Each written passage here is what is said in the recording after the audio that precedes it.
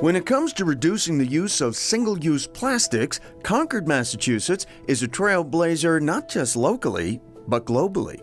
Concord was the first in the world to pass a water bottle bylaw by popular vote. That 2013 bylaw bans the use of non-sparkling, unflavored drinking water in single-serving PET bottles of 1 liter or less. There's a time and a place for plastic, but single-use plastic is a problem. At the rate we're spewing single-use plastics into the environment, it's unsustainable.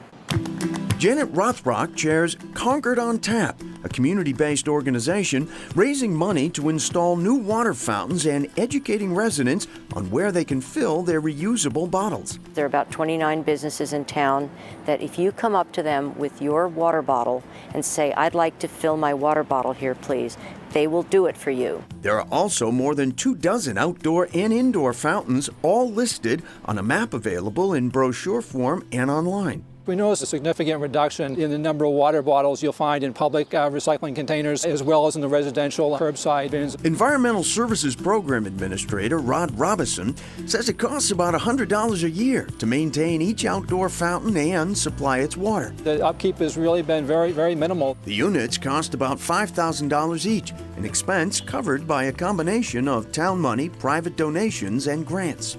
Concord on Tap has raised over $60,000. Every fountain that was paid for with outside donations, we put a decal on. The campaign to prohibit plastic water bottles was the work of the late Gene Hill. Opponents called it government overreach and predicted a negative impact on local businesses. But Jane O'Baggy, executive director of the Concord Chamber of Commerce, said in a statement, quote, "The water bottle ban in Concord has had little or no effect on the businesses in Concord over the past 5 years. Most businesses have found that offering drinking water to visitors provides an opportunity for engagement," end quote. I would have been happy to see anybody do it.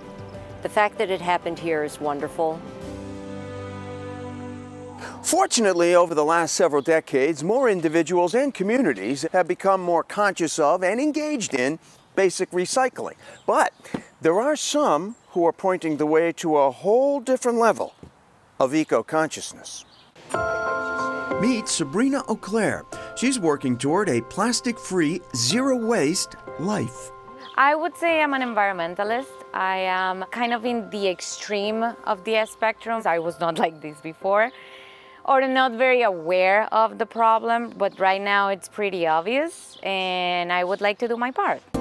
Auclair says she learned this way of life as a child growing up outside of the U.S. In Colombia, we're more like resourceful and we reuse everything. In January, she fully committed to kicking her consumerist habits. Now, the Beverly apartment she shares with her husband is filled with plastic alternatives. Those are bamboo toothbrushes, yes, so when you're done with it, you just compost it.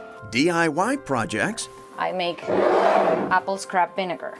And a very small pile of recyclables. But this is like the recycling for like 2 months. Auclair also composts, buys bar shampoo, and uses reusable silicone bags instead of disposable plastic ones. Everybody's life is different. It's a process. It won't happen overnight. The average person may not be able to do the level of stuff you're doing. What's one thing that most people can do right now? I simply stopped buying things. You need to stop consuming everything. I took out of all my cabinets, kitchen, bathroom, closets, everywhere. I took out every single product or item that I had that was in plastic, because plastic is 90% of our waste. Auclair had more than 100 cleaners, first aid supplies, and beauty products. You don't realize how many products you have that you actually don't use. 10% of the things in my table were already expired. Whatever wasn't expired went back on the shelf. Now, when she finishes a product, she searches for a non-plastic replacement. Is this floss? That's floss in a cardboard. Auclair feels it's important to use and reuse what you already have to avoid making more waste. People think that when you are going into zero waste or becoming plastic free, you need to just throw out everything you have and buy everything eco-friendly. No, actually it's about not buying more things that you don't need. Sabrina doesn't expect everyone to follow her lifestyle, but if you're interested in making a few small changes or just looking to learn more, Sabrina started a Facebook group called Zero Waste Massachusetts. And back to Concord, the town didn't just stop at water bottles. In the past 5 years, it's also banned single-use plastic bags at retail and grocery stores and styrofoam and from restaurants. Next, you don't wear that outfit anymore, but please don't throw it out.